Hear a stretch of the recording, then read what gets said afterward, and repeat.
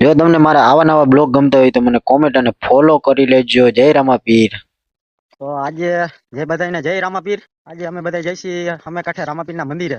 જોકે અહીંથી આવ્યું 6-7 કિલોમીટર આવ્યું હે અને મારે ચોથી બીચ છે. આપણે કેવલભાઈ છે અને આ બધા દોસ્તારું છે. એ તો ઘણી વાર હાલીને જતા જ હોય.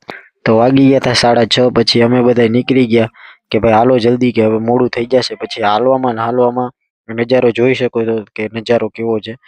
પછી કેવલભાઈ અમે બધાએ નાખી દોટ નાખવામાં આપણા મિત્રો બધા ભેગા થઈ ગયા હતા. તમને દેખાડું, જોઈ શકો છો આપણા મિત્રો. પછી આપણા ગામના બાપા ભેગા થઈ ગયા કે ભાઈ પાણી પીશો? મેં ના, પાણી નથી પીવું, અમારે જલ્દી રામાપીરના મંદિરે પહોંચવું. પછી અમે આવી ગયા ડેમના કાંઠે.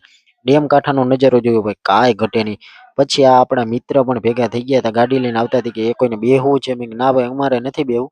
પછી તમને નીચેનો નજારો દેખાડ્યો ભાઈ. નીચેનો નજારો એટલે ભાઈ પાટિયા બત્તીઓ ફિટ કરેલી હતી, આખા ઝંડા પ્રકારની બત્તીઓ હતી ફિટ કરેલી. પણ નજારો હતો એક નંબર મિત્રો.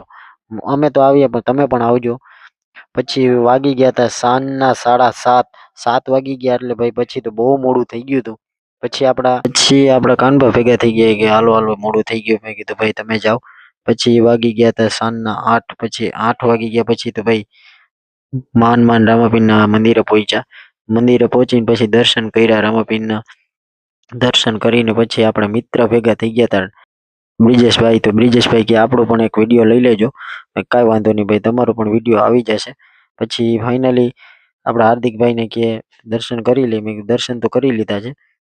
પછી થઈ ગયો તો પ્રસાદી લેવાનો ટાઈમ. પછી આપણા મિત્રો બધા પ્રસાદી આપવા માંડ્યા અને ઘણા ભક્તો પણ બેસી ગયા જમવા. મને કે આપણા મિત્રો કે તમે જમી લો? મેં ના, આપણે નથી જમવું, આપણે જે વાત છે તમે આપણે બધા હારે બેસી જાય અને જય રામાવીર બધા બોલતા રહેજો. આપણા બધા મિત્રો પ્રસાદી આપતા હતા. મને કે જય રામાવીર. મેં બધાની જય રામા.